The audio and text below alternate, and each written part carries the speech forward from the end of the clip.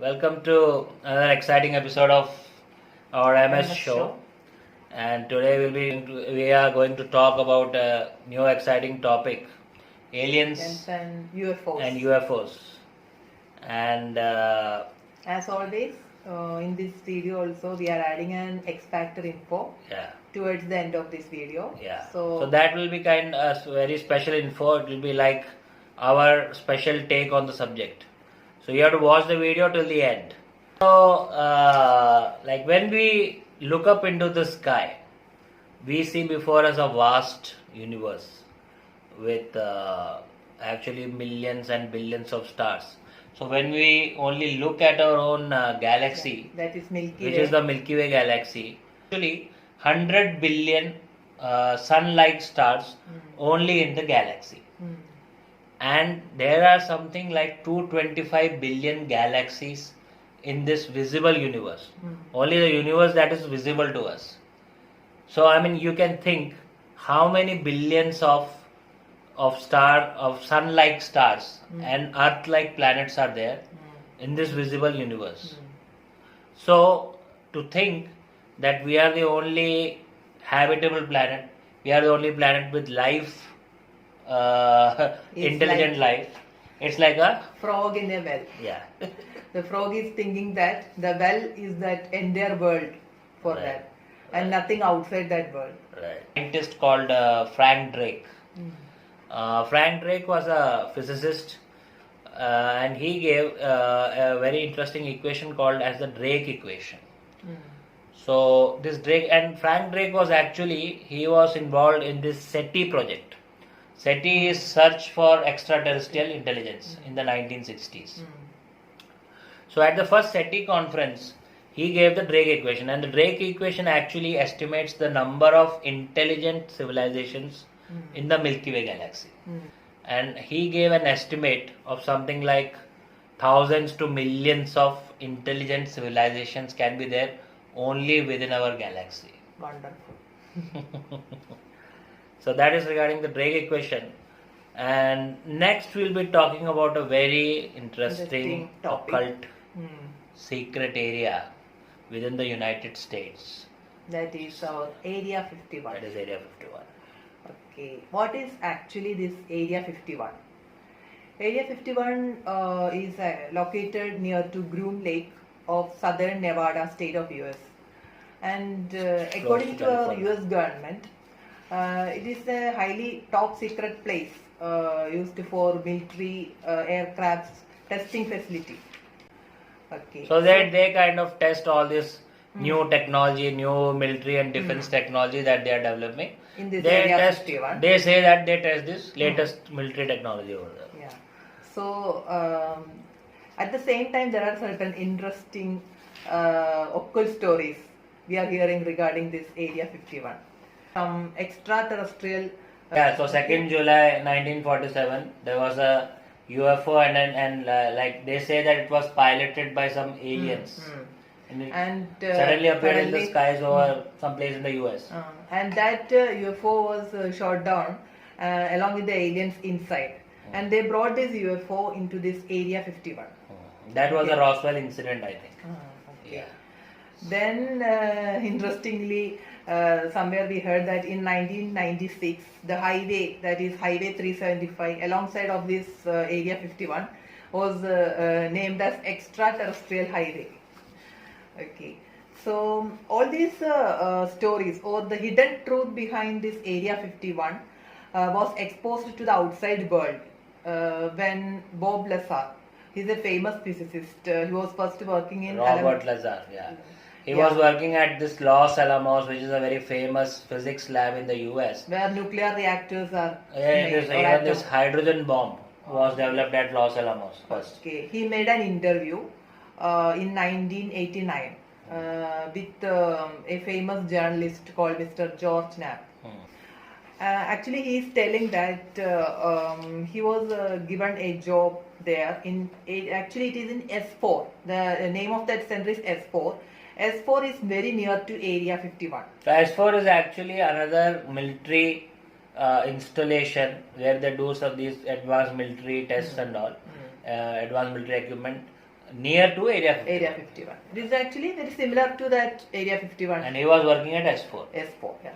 So where when he went to that place, he's telling that he has seen almost 9 alien spacecraft in that place. So yeah, so when he started working over there, he saw these 9 different alien spacecraft. All are different in shapes, color. Everything is different. Actually, at that time, he did not know that these are alien space. First, he thought that this is some kind of advanced military technology of the US government. Okay. Then later on, he realized that this is something from out of this world. Yeah. Seeing that technology used in that spacecraft and all, he understood it is something from outside the Earth. And the spacecraft which was given to him for doing reverse engineering. Actually, there is some equipment, and we actually remove all the. We don't know how to make this equipment, and we remove all the parts and then see how these parts are assembled, so that we can then try to make the machine. That is reverse engineering. Yeah. So he is assigned for that job, doing reverse engineering with a alien spacecraft, and he is telling that particular spacecraft is from Zeta Reticuli binary star system.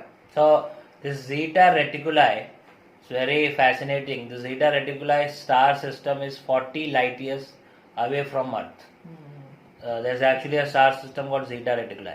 And when he was hired for this job, this Robert Lazar, he read in the documents that this spacecraft he is working on, it's from that system, right? That's true. Yeah. And also he came to know from these their government records that there is some alien contact with our Earth. It is almost about 1,000 years ago onwards. There is some contact with us. So even from ancient times, these aliens were visiting the Earth. That was what he found out in those documents and those records. And actually he says that of these 9 spacecraft, one looked like it had been like dug out of some archaeological site. An old site they were digging, and they found a UFO. Yeah.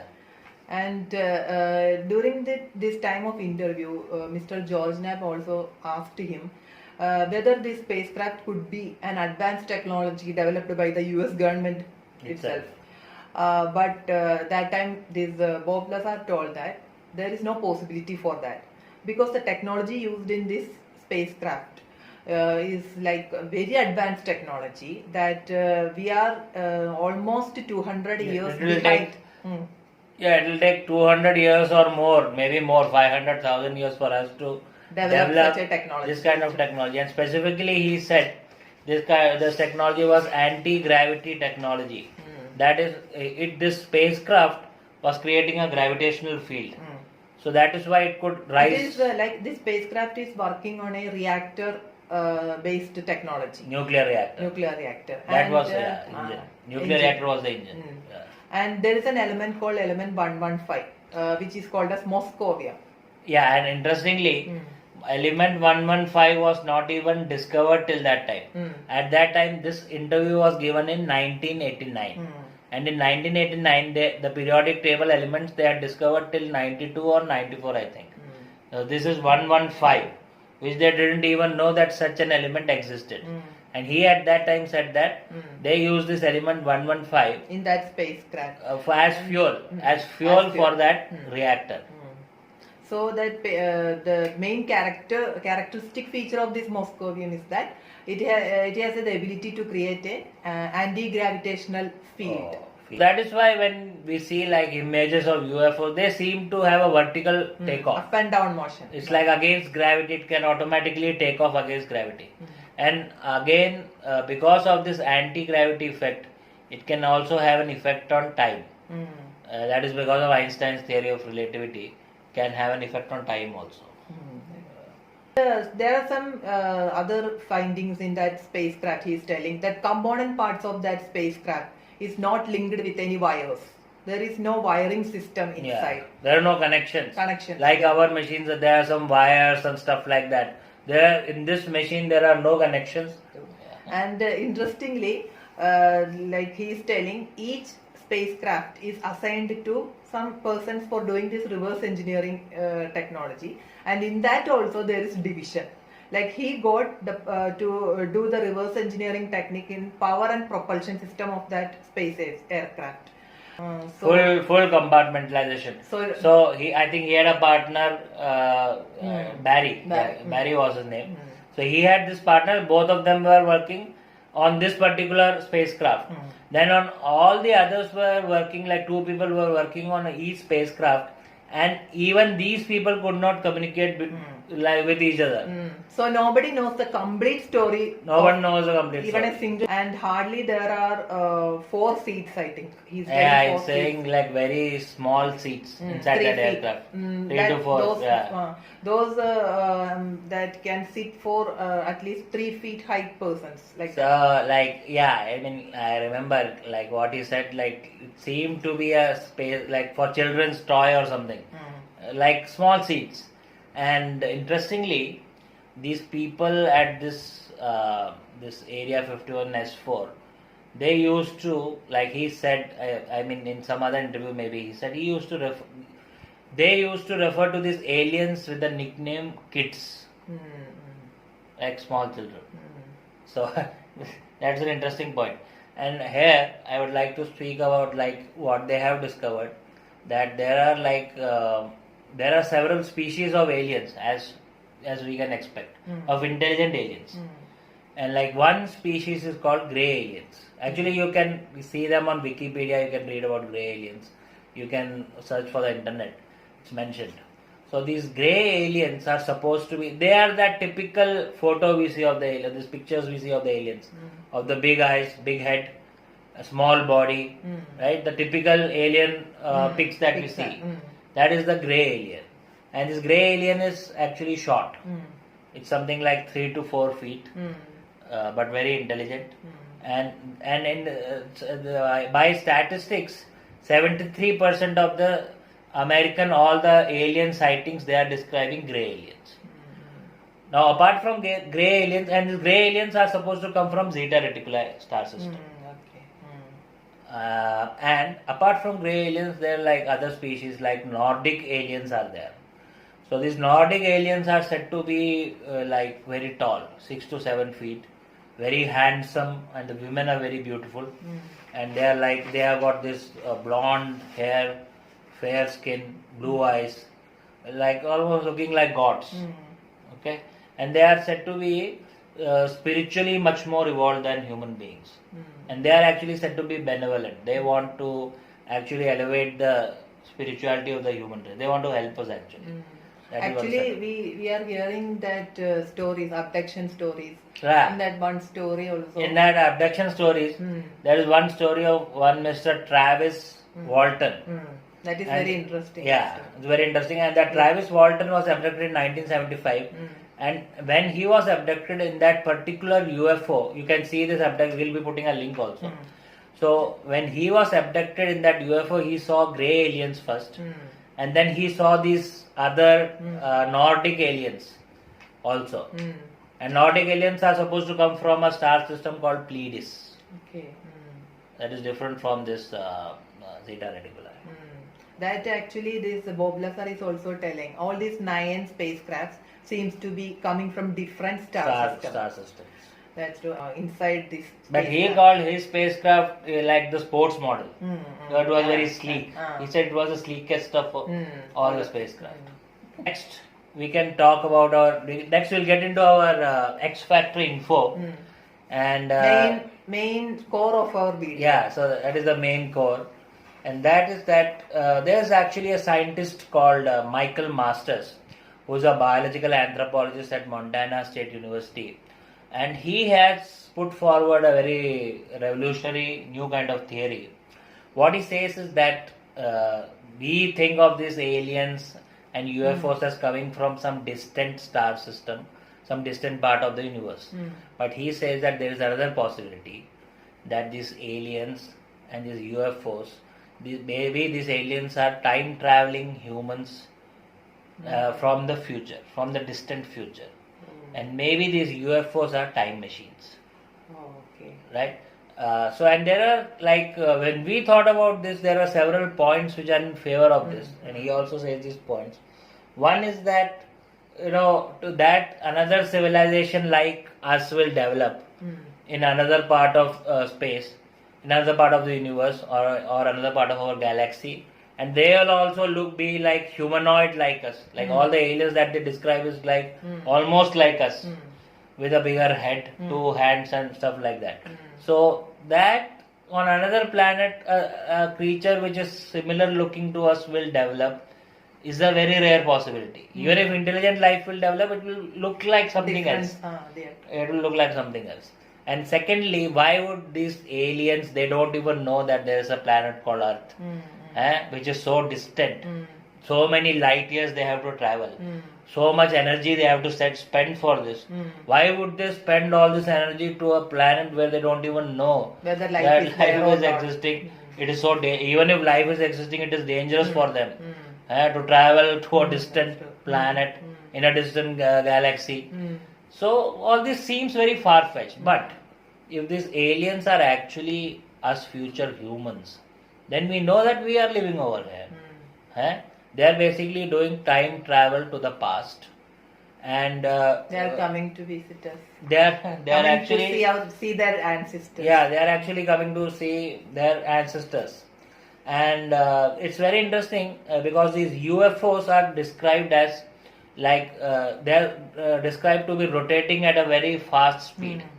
So we discussed before that this is using some kind of anti-gravity technology. These UFOs. So it's manipulating the gravity. So when it can manipulate gravity, it can create a gravitational field. By the Einstein's theory of relativity, it can manipulate time also. So that time travel into the past may be possible for these aliens. And he is giving, because he is an anthropologist, he is giving some scientific reasons also. And one is that these aliens, they have bigger heads than us. Okay, in all the pictures and all. So when we compare ourselves with this old Neanderthal man, like our ancestors, they had smaller brains, bigger muscular bodies, more hair on their bodies.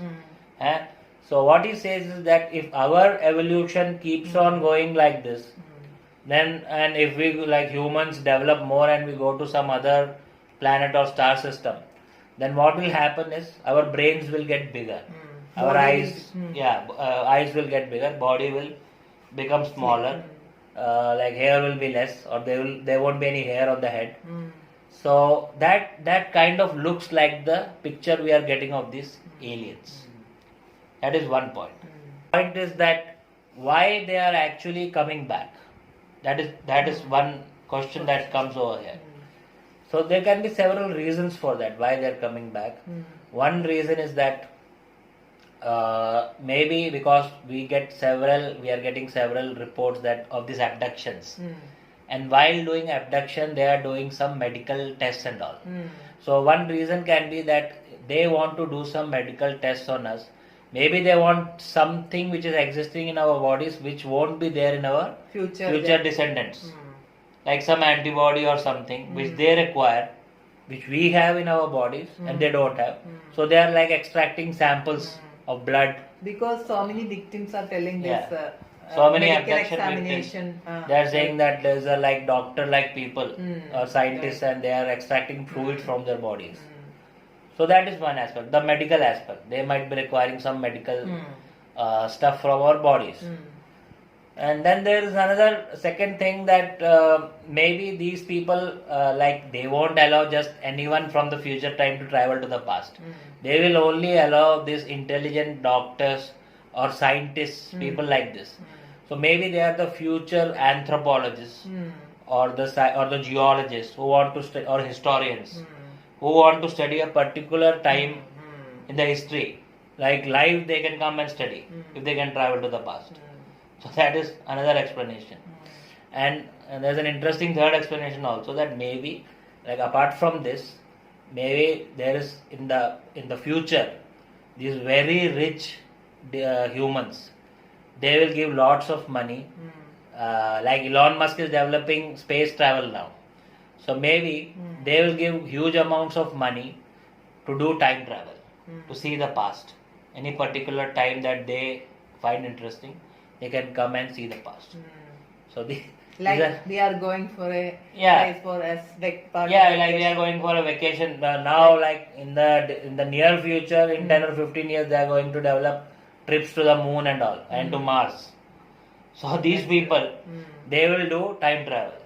Actually, that victims of these alien abductions, they are telling that there is a delay in the time. It's a very important point that most of these people are describing that they have only been gone for they feel they have only been gone for something like half an hour or 1 hour or something like that. They feel, but actually they have been gone from this world for something like 5 days. So this can happen if they are inside a time traveling craft. And they are doing time travel. And because of the gravitational effect. No machine to create a gravitational field. Yeah, right. Like we can create magnetic field, but gravitational field till today it is not possible. So that is why they say that this is so advanced. That it can create this gravitational field. There's a special our contribution to this, or like our take on this particular thing, and which is that maybe these grey aliens that are described, maybe like such an intelligent like civilization, either intelligent alien civilizations or even the human beings from the future will be very intelligent. They are so much more technological developed than us. So if they send this spacecraft, most of the time they will be sending stuff like robots who are piloting this spacecraft. They won't be actually sitting inside the spacecraft and coming here. Endangering their life. Yeah, it will be endangering their lives. So they are basically, they will be controlling it from like a remote control.